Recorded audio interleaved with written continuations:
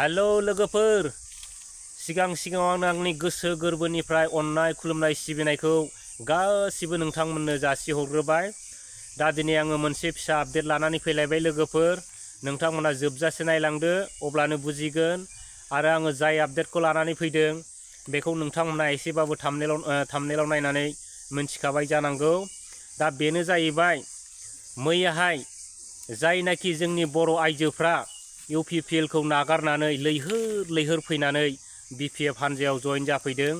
दा बिनि थाखायनो आं बिथांमोनखौ आंनि गोरबो गोसोनिफ्राय मानि अननाय खुलुमनाय सिबिनायखौ स्पेसियेलि बिथांमोननो जासिनो आं दिनै बे भिडिअखौ खालामनाय जादों। आरो बिथांमोनहा नैबे जायनाखि मुहूर्त समाव बिथांमोनहा गावसिनि फोथाय खेबस' सरकारखौ नागारनानै BPF हान्जायाव फैनो हादों, बिनि थाखायनो आं बिथांमोनखौ आंनि गोसो गोरबोनिफ्राय आरो आङो हान्जानि जानानै बिथांमोननो अननाय सिबिनायखौ आरोबाव फिन खनसे बावहरो, जाहाथे बिथांमोननि जिउआव अरायबो गोसोनि साननाय हास्थायनाय आरो जे खामानिखौ मावनो ओंखारदों बे खामानिया जाहाथे बिथांमोननि जिउआव जाफुङो। दा बिथांमोनहा नैबे मुहूर्तआव सिन्था धारना खालामनानै फैनो रोंनाया बिसोरनि थाखाय जोबोद बाख्नायथाव आरो जोबोद गोजोनथाव।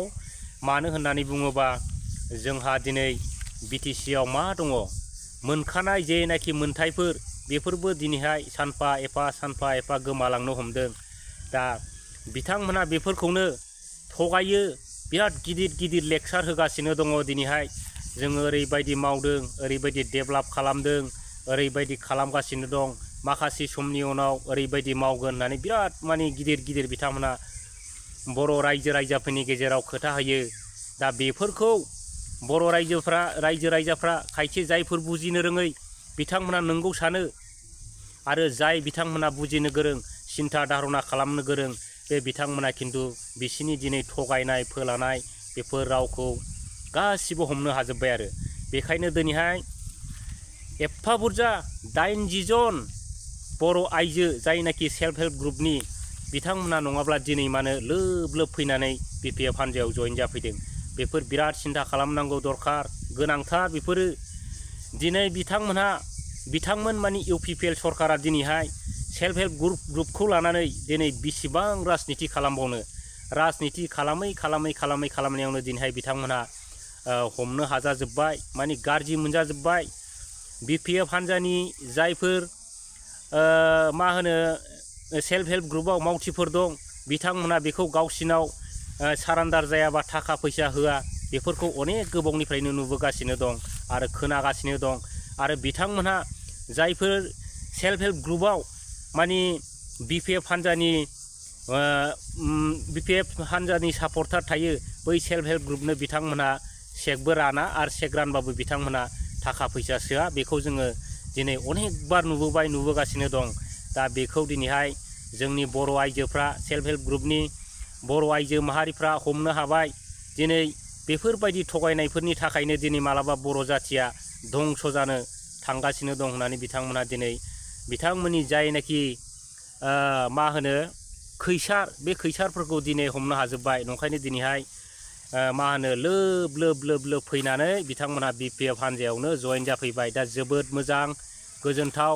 नोंथांमोना दिनै जे टारगेटखौ लानानै फैदों, जे टारगेटजों आगान सुरलांनो नागिरदों, बे टारगेटआ नोंथांमोना जाफुंथों। जाहाथे नोंथांमोना जे टारगेटखौ लानानै सिगांदों बे टारगेटखौ लानानै सिगांबाय था, जाहाथे उनफिन नायफिना। अब्लानो जोङो एबा नोंसोरनि गोसोनि साननाय बायदिया जाफुंगोन आरो जोंहा सरकाराबो नेक्स्टआव फैगोन। बिनिफ्राय जोंहा गोजोन थासारि लाबोनांगौ एबा लाबोगोन। दा आरो खोनाबावदों लोगोफोर, माखासे समनि उनाव मानि लोब मानि रोजा मानि सेल्फ हेल्प ग्रुपनिफ्राय जोंनि BPF हान्जायाव फैगासिनो दङ। दा माखासे समखौल' नेनानै थादो, सम आरो बोथोरखौ नायनानै नोंथांमोनहा नुलांगासिनो थागोन आरो नुलांबाय थागोन। आङो भिडिअखौ होबाय थागोन, नोंथांमोना नायलांबानो जायो। आरो UPPL सरकारा जाहैबाय डेन्जार सरकार। रायजोफोर बिसोर थगायनायाव मास्टार, मानि बिसोरनाव थगाया सारा मानि जेबो माबा मोनसे गैया आरो मानि समाधान जाया। एकदम थगायनायावनो बिथांमोनहा दिनै जोंनि बर' हारिखौ मा खालामनो नागिरदों, एकदम धंस खालामनो फैगासिनो दं।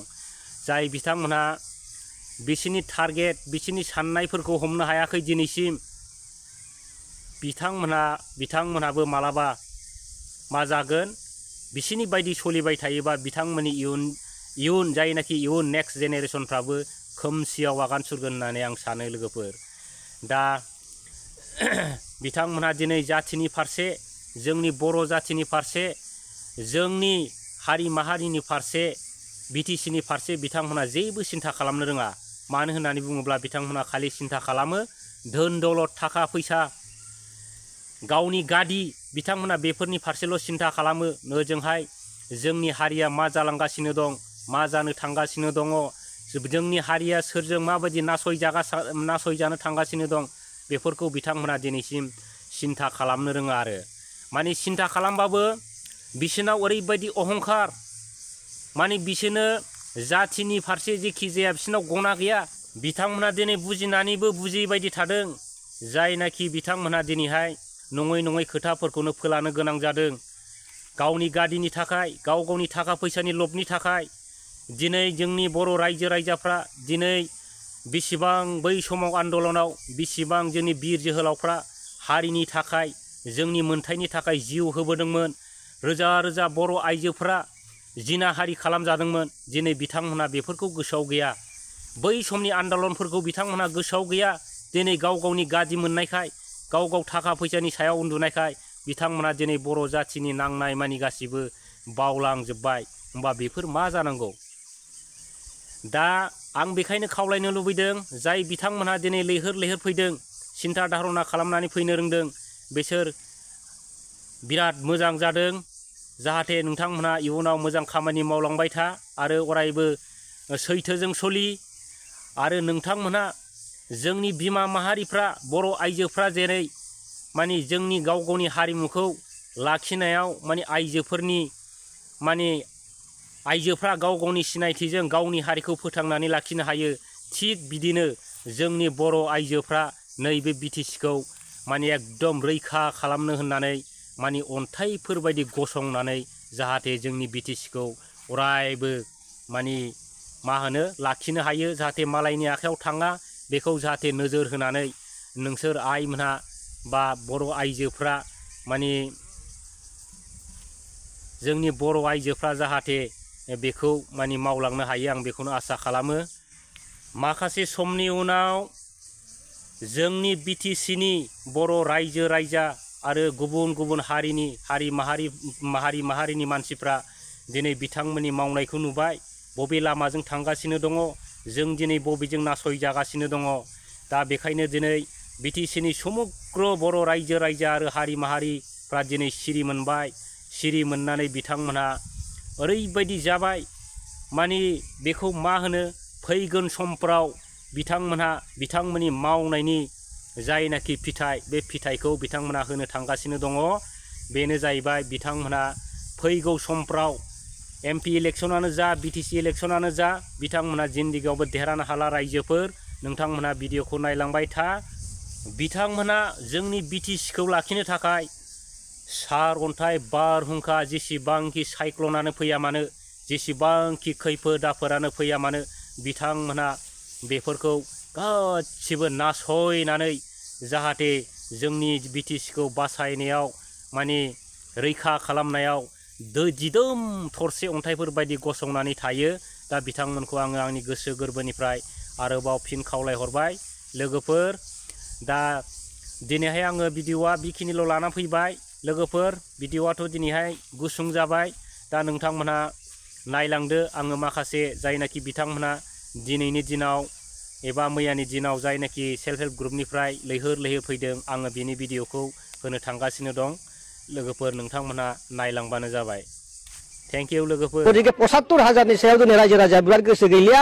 20 लाख थाखा करि जोङो 10टा सेल्फ हेल्प ग्रुपनो क्लास्टार खालामनानै होनो थांगासिनो दङ। जों मिथिया बिथांमोना माने जोंनि BPF दोलोखौ मोजां मोननानै गोबां लैहोर कमियाव माने 80 जन मानसिफोरा दिनै जोंनियाव हौवाफोर हिन्जावफोर जइन जाफैबाय आरो बिथांमोननि फैनायखौ जोङो दिनै सोमोनांदों। मा जाहोनाव बिथांमोना UPPL सरकार थासान्दियावनो नागारनानै जोंनि BPF दोलोआव जइन जाफैदों बेखौ बिथांमोनासो मिथिगौ। आरो रायजो राजाफोरा मिथिगौ गाव गावनि बिथांमोना सायख'नानै जोंनि BPF दोलोखौ मोजां मोननानै दिनै जइन जाफैबाय जों बिथांमोनखौ गोसो गोथारै नाजावनानै लाबाय आरो बिथांमोनखौ जोङो धन्यबाद होदों बा साबायखर बावदों गैया मोनाखै मोनसेबो मोनाखै UPPL सरकाराथ' गावसोर सरकार दानायनि सिगां बुंदोंमोन ना मोनसे ग्रुपआव जोङो 75,000 होगोन होननानै खिन्थु मोननै मोनथामा मोनदों गासिबो मोननो हायाखै आरो मोनाखैनो जाहाथे जोंनि बर' समाजा गासैबो जौगाथों जेनेबा UPPL माखौबा जेनेबा माइनास खालामबोनायखौ जाहाथे जों मोनफिनथों बिनि थाखाय जोङो BPF सरकारखौ जेनेबा आग बारायबोदों आरो BPF सरकारनि जानानै दिनै BPF आव जइन जाबाय आरो BPF नि थाखाय माबायदि मावलांगोन बा बर' हारिनि थाखाय माबायदि खौसेथि खालामनो बायदि माबायदि नुहुरदों नोंथांमोना मोजांखौनो नुहुरदों जेनेबा सिगाङावबो हाग्रामा सारा मोजांखौनो मावखादोंमोन आरो बिनिख्रुइ साबसिन जाबावथों साबसिन जौगाबावथों नमस्कार BPF भोट दियक नांगলৰ চিনত মই অনুৰোধ কৰিছো